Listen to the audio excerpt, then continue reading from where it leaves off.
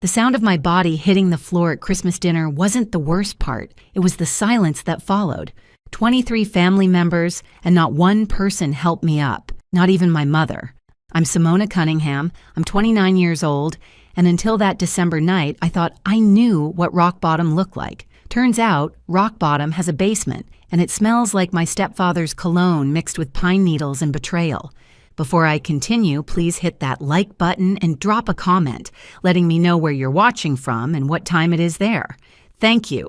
Now, let me take you back to Christmas Eve at the Cunningham-Morrison annual gathering.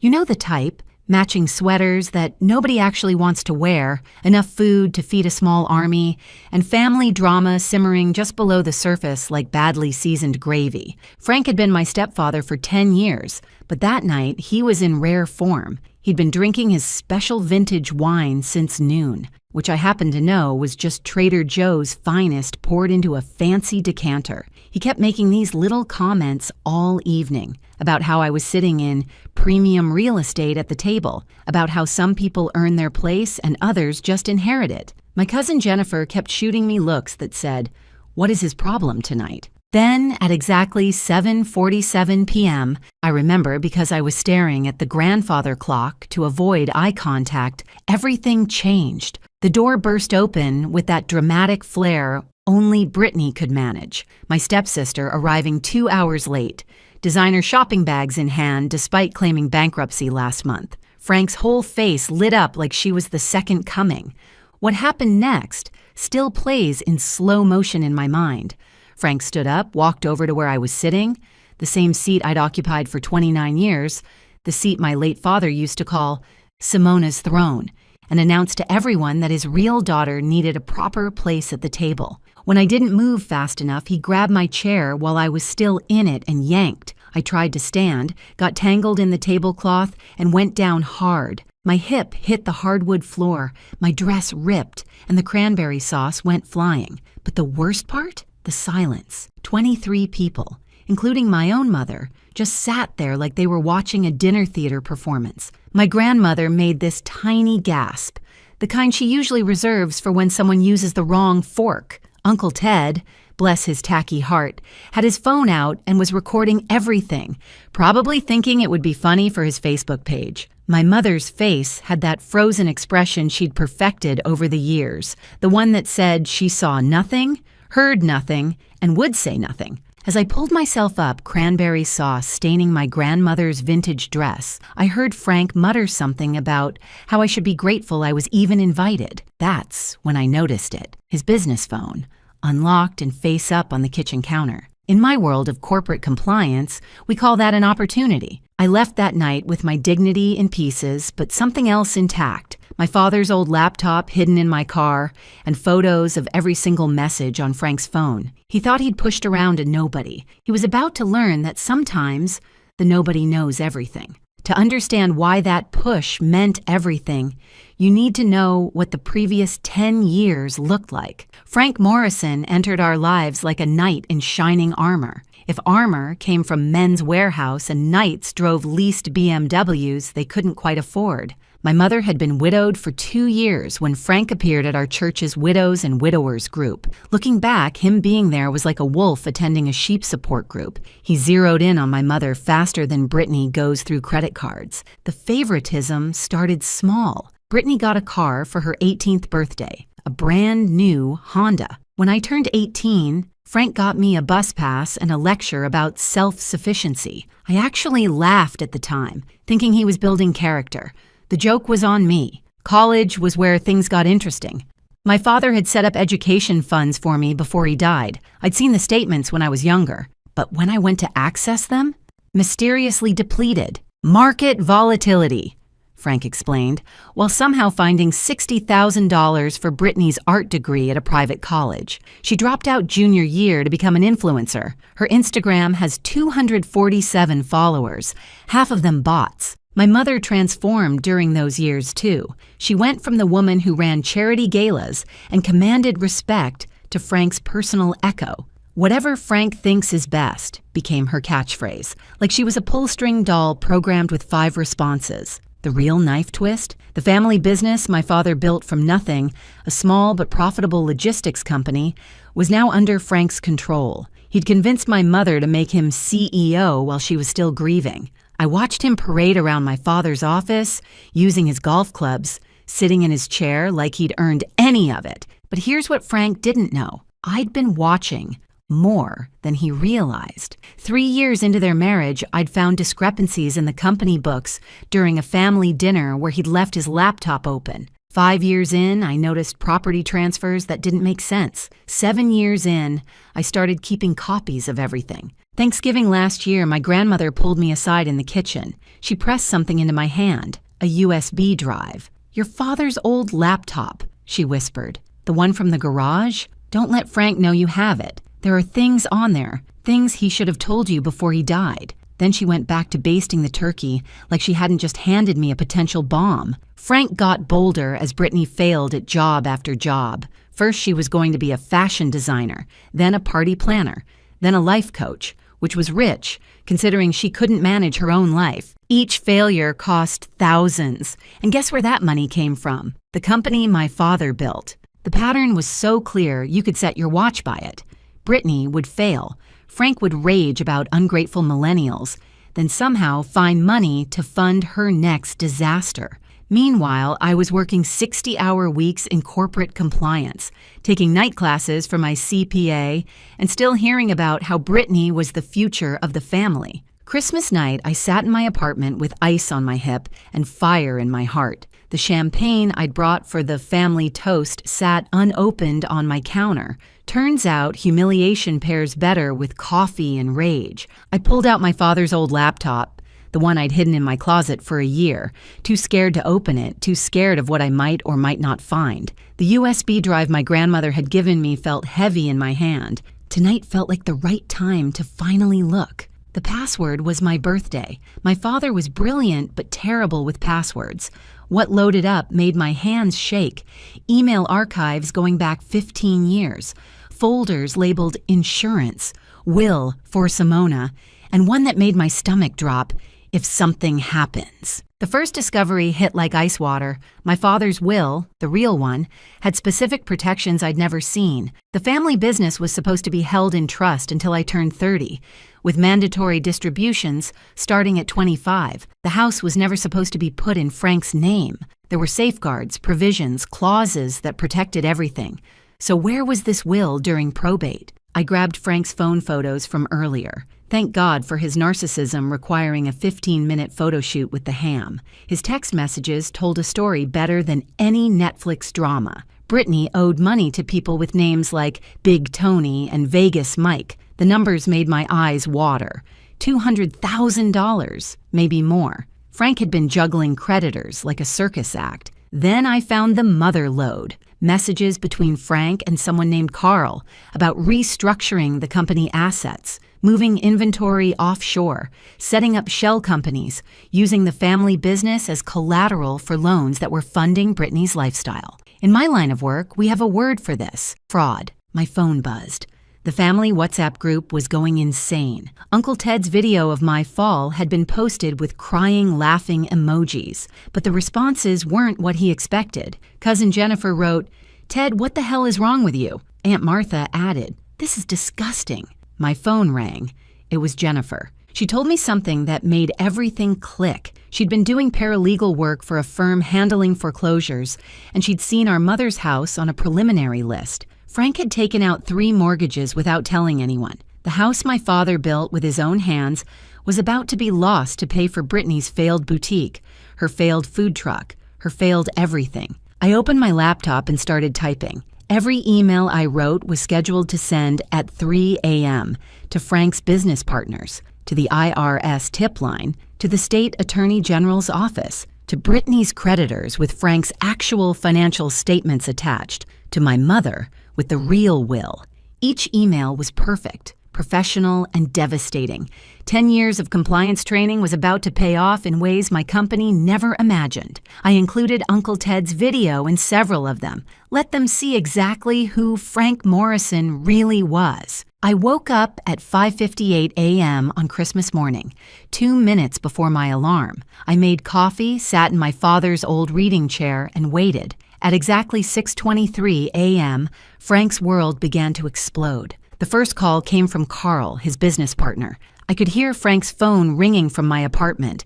He lived 3 floors up in the same building, another thing he'd manipulated my mother into paying for. Then another ring, then another. By 6:45 a.m., the calls were continuous. I pulled up the family WhatsApp to watch the show. Frank had typed, "Simona, what did you do?" in all caps at 6:31 a.m. At 6:32 a.m., he tried to delete it, but 17 people had already screenshot it. Uncle Ted suddenly wasn't finding anything funny anymore. His video had somehow made it onto TikTok overnight and had 50,000 views. Quick pause here, friends. If you're enjoying this Karma Christmas special, please hit that subscribe button and leave me a comment. Let me know your worst family dinner story. Your support helps me share these stories, and honestly, it means more than you know. Back to the chaos. Frank's partners were the first dominoes. Carl, Fred, Rick, Andy, Uma, and Derek. I swear I'm not making up those names, though the acronym they spell is almost too perfect. Each received detailed documentation of Frank's creative accounting. The IRS tip included 5 years of discrepancies I documented, with a bow on top. Brittany's creditors got the real treasure, Frank's actual assets, his hidden accounts, and proof that he'd been lying about his finances while his daughter skipped payment after payment. Big Tony, it turns out, doesn't appreciate being played for a fool. My mother's email was different. I included the original will, the real one, plus documentation of every property transfer, every fund withdrawal, every single thing Frank had stolen while she grieved. I ended it with a simple question. Did you know or did you choose not to know? By 7 a.m., Frank was at my door, not pounding, not demanding, whimpering. Through the peephole, I could see him in his Christmas pajamas, phone in each hand, both ringing nonstop. He looked like he'd aged 10 years in 30 minutes. Then Brittany's voice echoed through the hallway. She was screaming about her credit cards being declined at Starbucks. On Christmas morning, she'd gone to Starbucks. The entitlement was almost impressive. She was demanding Frank fix it immediately, threatening to tell everyone about his side business if he didn't. Even I didn't know about a side business. This was getting better than expected. My mother arrived at 7:30 a.m., still in her nightgown with a coat thrown over it. The look on her face wasn't anger or sadness. It was awakening, like she'd been sleepwalking for a decade and finally opened her eyes. Frank's phone showed 47 missed calls by 8 a.m. I know because he kept screaming the number like it meant something.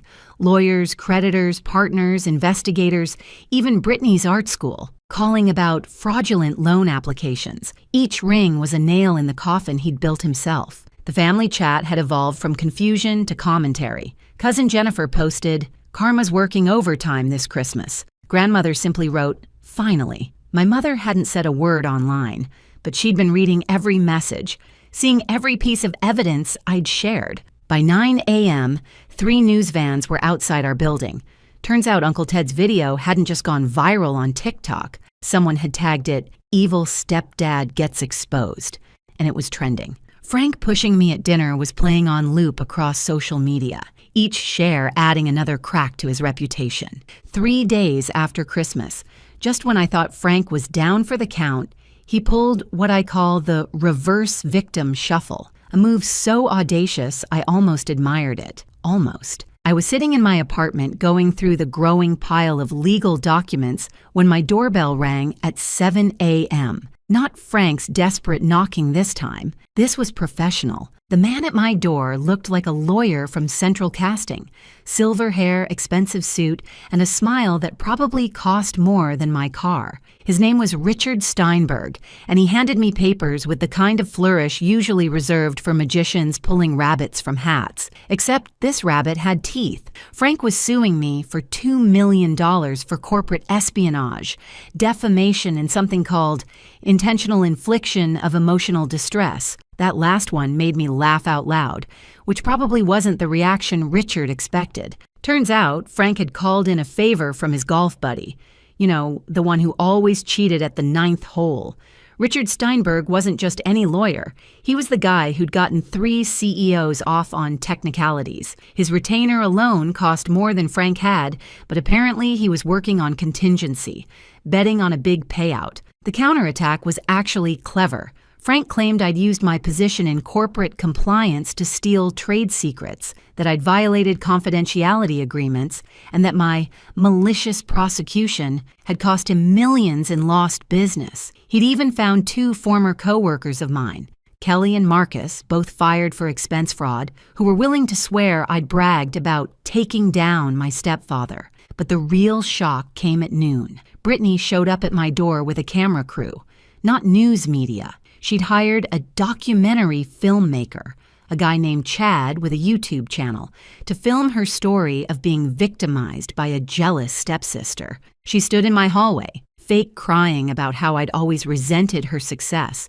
how I'd fabricated evidence, how I was the real villain. The narrative was spreading. Frank had hired a PR firm. Well, actually, it was just some guy named Doug who ran a reputation management service from his mom's basement, but he was surprisingly effective. The hashtag falsely accused started trending. They'd edited Uncle Ted's video to make it look like I'd thrown myself down. The internet, it turns out, loves a conspiracy theory.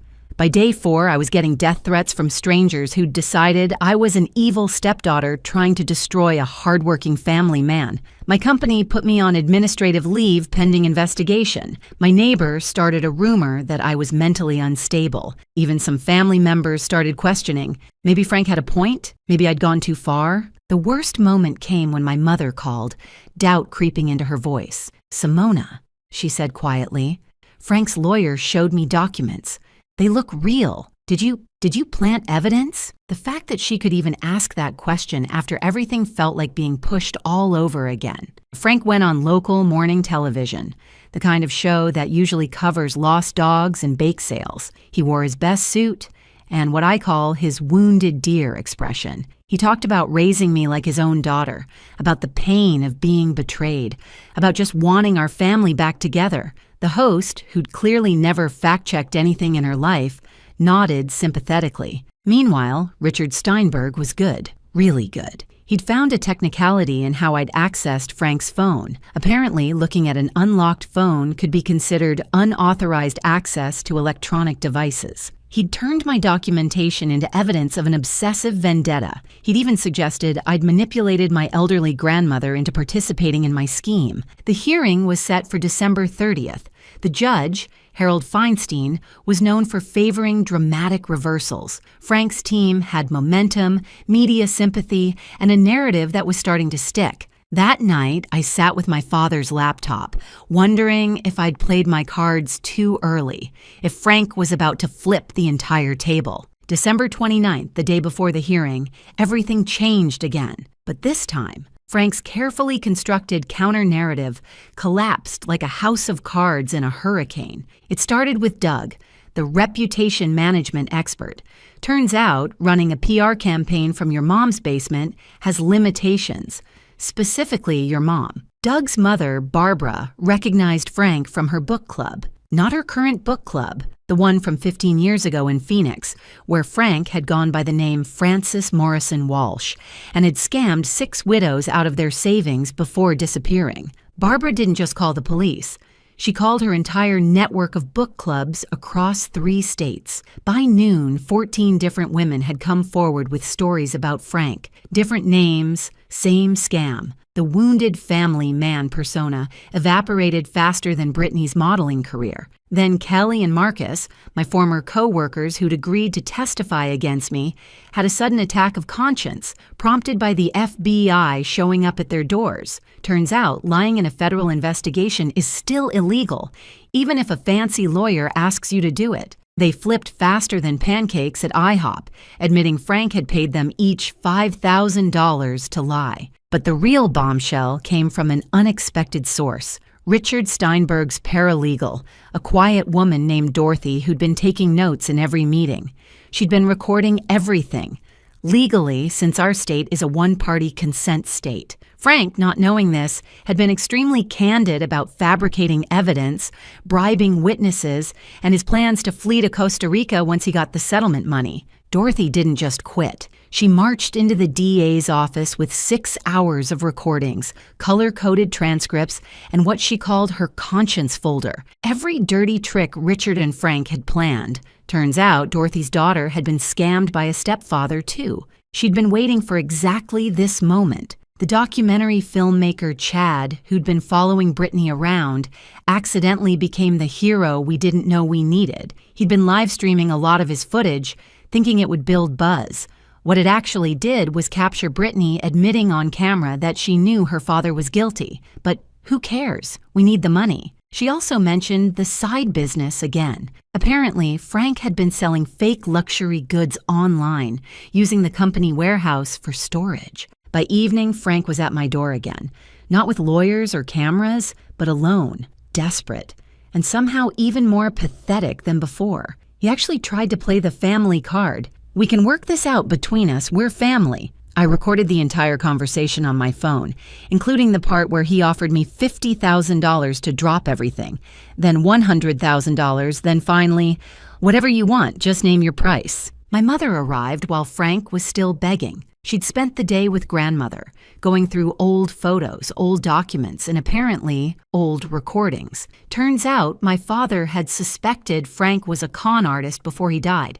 He'd hired a private investigator, gathered evidence, but the cancer took him before he could act. Mother had found it all in a safety deposit box she'd forgotten about. Grief does strange things to memory. The look on Frank's face when Mother played the recording of him bragging to someone about landing the grieving widow jackpot was almost worth everything. Almost. That night, after Frank had slinked away and Mother had gone home to process everything, I sat alone with my father's laptop. There was one folder I'd been avoiding, labeled simply, "For my daughter, open when ready." I finally felt ready. The first file was a video. My father, thin from chemo but eyes still bright, sitting in his study. The timestamp showed it was taken 3 weeks before he died. His voice was weaker than I remembered, but his words were steel. "Simona, if you're watching this, it means Frank Morrison has shown his true colors. I'm sorry I couldn't protect you myself, but I've left you the tools to protect yourself."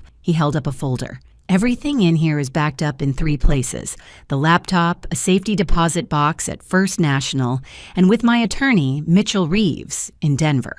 What followed was 20 minutes of my father methodically laying out Frank's history. His real name was Franklin Morris Worthington. He'd been running the same con for 20 years across 7 states. My father had tracked down 11 victims, recorded their stories, gathered police reports. Frank wasn't just a con man. He was a serial predator who specialized in widows with children. But then my father revealed something that made me gasp. I didn't confront him because I needed him to think he'd won. "You see, sweetheart, the FBI has been watching Frank for 5 years. Agent Sarah Chen approached me 6 months ago. We've been building a federal case." The video continued with my father explaining the trap he'd set. The will Frank thought he destroyed? That was fake. The real one was filed in Denver, ironclad and unbreakable. The business accounts Frank had access to.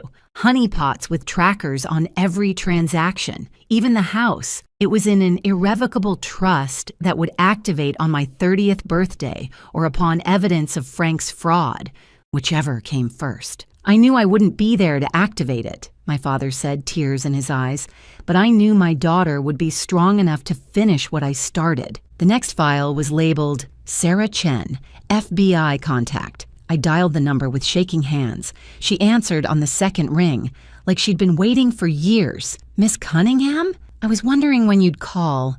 Your father said you'd know when the time was right. What followed was a conversation that changed everything. Frank's secretary, the one he'd been having an affair with, she was Agent Chen, undercover for 3 years.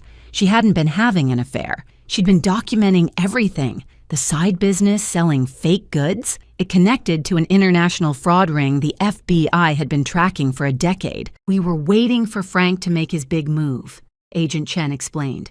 The lawsuit against you, that's it. He's now committed federal wire fraud, witness tampering, and about 15 other felonies. We're moving in tomorrow morning. But my father had left one more surprise. A folder labeled The Network contained contact information for all of Frank's previous victims. Over the past week, while I'd been fighting Frank's PR campaign, they'd been organizing. Barbara from the book club had connected them all. They'd formed a victims support group, hired a collective attorney, and were preparing a massive civil suit. The final video file was short, recorded the day before my father entered hospice. He was in my childhood room, sitting on my bed, holding the teddy bear he'd given me when I was 5. Simona, he said, I need you to know 3 things. First, I'm proud of who you've become. Second, your mother will need time to heal, but she'll come back to herself. Be patient with her. And third, he smiled, that mischievous smile I'd missed so much. Frank's biggest mistake was underestimating you. He thinks you're just a sweet compliance officer. He has no idea you got your fighting spirit from both your parents. Give him hell, sweetheart, and then live your beautiful life. The video ended with him placing the teddy bear on my pillow and whispering, Justice isn't revenge, it's balance. Restore the balance, my darling girl. December 30th arrived with a blizzard and a SWAT team. The arrest happened at 6 a.m. The FBI doesn't believe in sleeping in. Frank was in his underwear. Brittany was screaming about her rights, and somehow, Doug the PR guy was there too, having spent the night crisis managing from Frank's couch. All 3 were arrested, though Doug was released once they realized he was just catastrophically stupid, not criminal. The hearing scheduled for that morning became something else entirely. Judge Feinstein, who'd been ready to hear Frank's lawsuit against me, instead found himself presiding over an emergency asset freeze. The FBI presented their case with the kind of precision that made my compliance-loving heart sing. Agent Chen took the stand. 3 years of undercover work distilled into 2 hours of devastating testimony. She documented everything: the embezzlement, the fraud, the money laundering, even Frank's plans to murder my father by switching his medications, a plan he'd abandoned only because my father was already dying. Richard Steinberg tried to withdraw from the case so fast he actually tripped over his briefcase, but the judge wasn't done with him.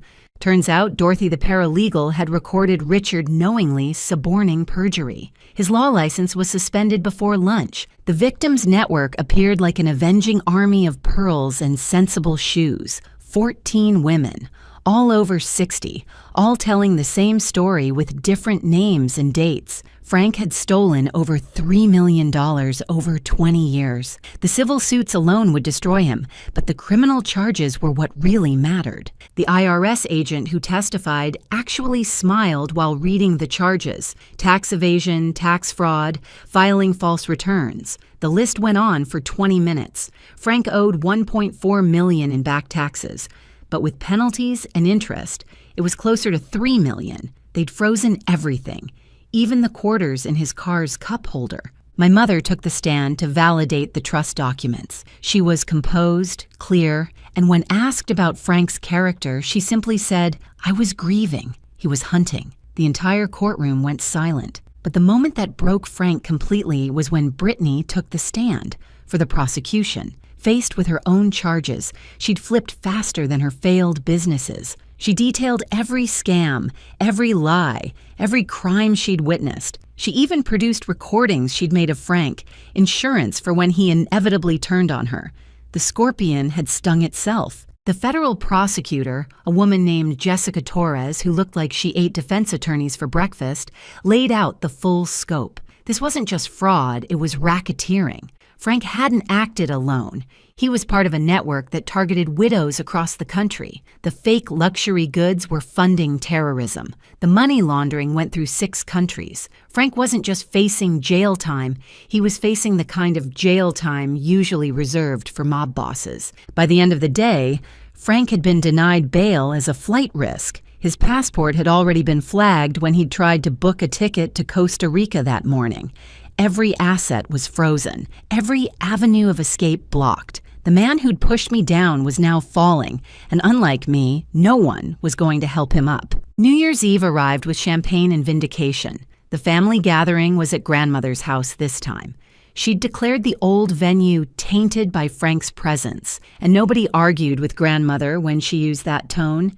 The atmosphere was surreal. The same people who'd watched in silence as Frank pushed me were now treating me like a hero. Uncle Ted had become my biggest supporter, mainly because his video had been optioned for a true crime documentary and he was getting paid. He donated half to charity, keeping the rest for what he called his apology fund, taking me to very expensive dinners to make up for being an idiot. Jennifer had proven herself a true cousin through everything. She'd spent the week helping other victims file paperwork, working pro bono because, as she said, watching Frank get destroyed is payment enough. She'd even started dating Agent Chen's partner, a very nice FBI accountant named David who loved spreadsheets as much as she loved justice. My mother arrived early to help set up. She'd been in therapy since December 27th, an intensive program for victims of long-term manipulation. She looked different, not just happier, but present in a way she hadn't been for a decade. She'd started wearing red again, my father's favorite color on her. "I need to apologize properly," she said, not to the room, but directly to me, not for being fooled. Grief makes fools of us all, but for choosing comfort over courage, for letting him dim your light to avoid seeing my own darkness. You deserved a mother who fought for you. Instead, you had to fight for both of us. The room went silent, but it was a different silence than Christmas Eve. This was respect, acknowledgement, the kind of moment that heals things. Grandmother stood up, raising her champagne glass. "This family failed Simona once. We will not fail her again, and we will not forget that justice came not from us, but despite us. May we earn the forgiveness she's showing us by being here tonight." At exactly midnight, as the ball dropped on TV, my phone received a notification. The trust had activated. The family business was officially mine. The house was in my name. Every protection my father had put in place had triggered. It was January 1st. New year, new life, new beginning. Frank, meanwhile, was spending his New Year's Eve in federal detention. Brittany had been released on bail but was under house arrest at a halfway house, her Instagram dreams replaced by court-mandated community service. She'd gotten a job at McDonald's. The uniform did not photograph well. Someone had sent me a photo from the detention center's New Year's celebration. Apparently, they'd had sparkling apple cider and stale cookies. Frank was sitting alone in a corner, wearing orange instead of Armani. The man who'd needed to be the center of attention was now just inmate number 4847329. The best part? The documentary producers wanted to interview me. The working title was Push Down, Standing Up, A Christmas Crime Story. They were offering enough money to restart the scholarship fund my father had created before he died. Frank's downfall would fund other people's dreams. 6 months later, I sat in my father's office, now truly mine, preparing for Frank's sentencing hearing. The federal case had been swift and decisive. Frank had pled guilty to 47 charges, hoping for leniency. He wouldn't get it. The judge, a woman named Patricia Hawkins, who'd been one of my father's clients years ago, didn't hide her disgust. Frank got 25 years federal time, no possibility of parole for at least 15. The courtroom erupted in applause, highly unusual, but Judge Hawkins allowed it, saying, "Sometimes justice deserves recognition." Brittany had gotten 2 years probation and 3,000 hours of community service. She'd actually become a decent employee at McDonald's, even getting promoted to shift manager. Her Instagram now featured motivational quotes about redemption and pictures of her mopping floors with captions like "humble beginnings,"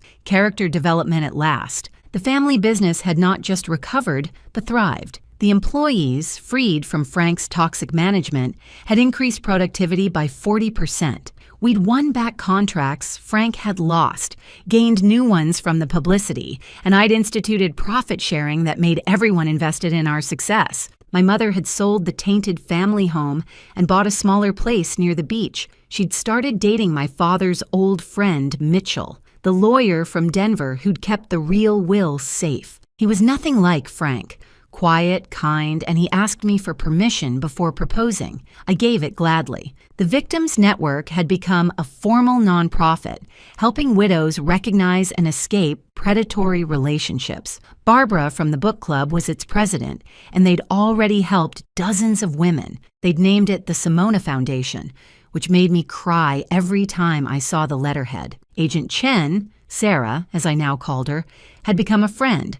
The Frank case had earned her a promotion and a teaching position at Quantico. She used his case as a textbook example of how greed and narcissism create their own downfall. Frank had become literally a cautionary tale. The documentary had aired to huge ratings. Uncle Ted had become a minor celebrity, giving talks about bystander intervention and the importance of helping family members in need. He donated all his speaking fees to domestic violence shelters and bought me a car with his video royalties, a beautiful blue Tesla with a license plate that read, "Pushed Back." But the best moment came when I visited Frank in prison, not for closure or forgiveness, but to deliver something. I handed him a single photograph, the Christmas dinner table, fully set, my seat prominently displayed, with its bronze plaque reading, "Simona's Throne." That seat, I told him, was never about hierarchy. It was about family recognizing family. You'll never understand that because you've never been family.